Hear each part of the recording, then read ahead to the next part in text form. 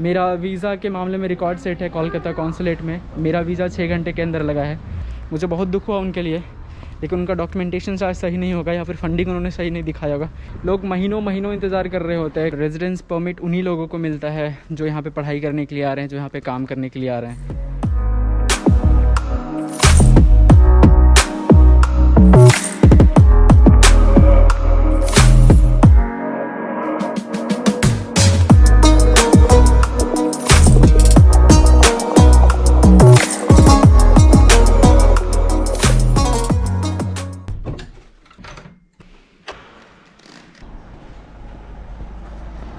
Hello, good morning.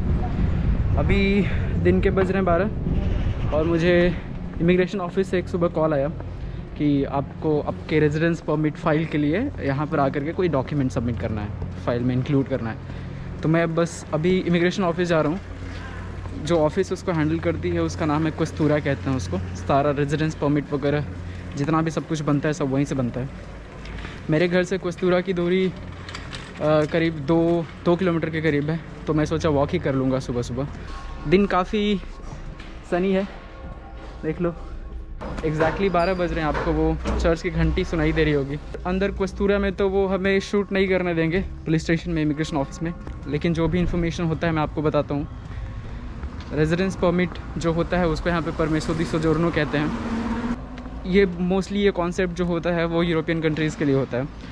तो आप जिस भी कंट्री में हो, आज यहाँ पे इटली में हो तो कल अगर जर्मनी में हो सकते हो, फ्रांस में हो सकते हो, कहीं भी, तो उस कंट्री का आपको रेजिडेंस परमिट लेना पड़ेगा वहाँ पे रहने के लिए। बहुत सारे केसेस में यह रेजिडेंस परमिट जो होता है 1 साल के लिए वैलिड होता है। उसके बाद हर 1 साल आपको रिन्यू कराना पड़ेगा वहाँ पे रहने के लिए। और रेजिडेंस परमिट उन्हीं लोगों को मिलता है जो यहाँ पे पढ़ाई करने के लिए आ रहे हैं, जो यहाँ पे काम करने के लिए आ रहे हैं, या इस तरह का कुछ। तो उस रेजिडेंस परमिट में आपको बहुत सारे डॉक्यूमेंट्स मांगे जाते हैं।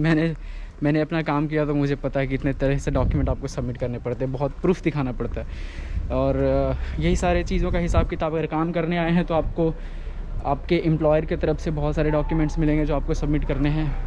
अगर आप पढ़ाई करने आए हैं तो आपको यूनिवर्सिटी की तरफ से बहुत डॉक्यूमेंट मिलेंगे जो आपको सबमिट करने हैं। एंड अपार्ट फ्रॉम दैट आपको अपना फंडिंग दिखाना पड़ेगा। ये धीरे धीरे बढ़ता है, जैसे जैसे यहाँ का कॉस्ट ऑफ लिविंग बढ़ते जाता है उसके हिसाब से वो अपना एस्टिमेटेड कॉस्ट भी जो है सो बढ़ाते जाते हैं। ये इटली में रेजिडेंस परमिट बहुत सरदर्द का काम है यार।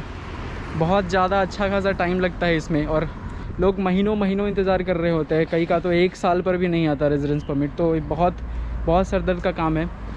मेरे पास स्केंगन वीज़ा है तो मैं सारी यूरोपियन कंट्रीज़ में ट्रैवल कर सकता हूँ, मेरे लिए कोई रिस्ट्रिक्शन है नहीं। बट अभी कोविड की वजह से बहुत सारी कंट्रीज़ में ऐसा कर दिया है कि बिना रेजिडेंस परमिट के आप दूसरे कंट्रीज़ में ट्रैवल कर ही नहीं सकते, भले ही आपके पास स्केंगन वीज़ा हो। बहुत सारे कंट्रीज़ में, not all European countries but बहुत सारे यूरोपियन कंट्रीज़ में। और मुझे अगले कुछ महीनों में बहुत सारा काम निपटाना है, तो मैं चाह रहा था कि इसको जितना जल्दी फाइनल कर दूँ उतना बेहतर है, तो थोड़ा फ्री होकर के मैं सारा काम कर पाऊँगा। तो मैं पहुँच ही गया हूँ कस्तूरा। वो जो लंबी वाली ये जो दिख रही है ये यहाँ का इमिग्रेशन ऑफिस इसी के अंदर है। कस्तूरा कहते हैं इसको, पुलिस स्टेशन होता है ये। अंदर तो वो मुझे शूट करने नहीं देंगे, शायद कोई इंग्लिश में बात करने वाला मिल जाए तो चीज़ें आसान हो जाएंगी, वरना फिर मुझे गूगल ट्रांसलेट का सहारा लेना पड़ेगा।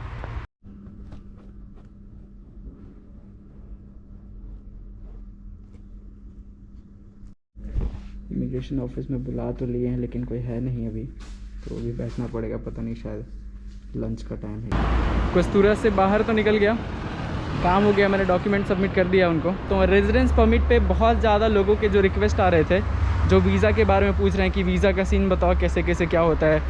मेरा वीज़ा के मामले में रिकॉर्ड सेट है कोलकाता कॉन्सुलेट में। मेरा वीज़ा 6 घंटे के अंदर लगा है। लोग स्ट्रगल करते रहते हैं, 1-1 महीने 1.5 महीने तक उनका कुछ रिस्पॉन्स नहीं आता कॉन्सुलेट से या एम्बेसी से। तो पिछले साल की बात बताता हूँ, बहुत सारे मेरे ऐसे दोस्त लोग थे जिनको वीज़ा नहीं मिल पाया। मुझे बहुत दुख हुआ उनके लिए, लेकिन उनका डॉक्यूमेंटेशन शायद सही नहीं होगा या फिर फंडिंग उन्होंने सही नहीं दिखाया होगा। ये सारी चीज़ें बहुत मैटर करती हैं। तो मैं अपने हिसाब से, मेरे पास जितनी जानकारी और मेरे पास जितना अनुभव है, मैं चीज़ें जो शेयर कर पाऊँगा अगले वीडियो में मैं डाल दूँगा वीज़ा के लिए मोस्टली। और मेरे पास अभी भी सारे डॉक्यूमेंट पड़े होंगे, उनके फ़ोटो कॉपीज़ पड़े होंगे। तो रेफरेंस के लिए अगर आपको ऐसी कोई हेल्प की ज़रूरत होगी तो आप मुझे इंस्टाग्राम पे मैसेज कर सकते हैं या यूट्यूब कमेंट में आप लिख दो, मैं नीचे रिप्लाई कर दूँगा उस चीज़ का। धूप काफ़ी हो रखा है। गर्मी के दिनों में कहते हैं कि रावेना की गर्मी जो होती है बहुत ज़्यादा हो जाती है, बिकॉज समंदर के किनारे ये एरिया आता है। देखो जो फ्यूल की कीमत है 1.45 यूरोज़ है, तो इंडियन रुपी के हिसाब से करीब 140 रुपये के करीब में यहाँ पे डीज़ल का दाम है। हमारे यहाँ पेट्रोल यूज़ करते हैं, ये गैस यूज़ करते हैं, उसका 1.57 यूरोज़ है, तो वो करीब पड़ जाएगा 150 145 रुपये के करीब में।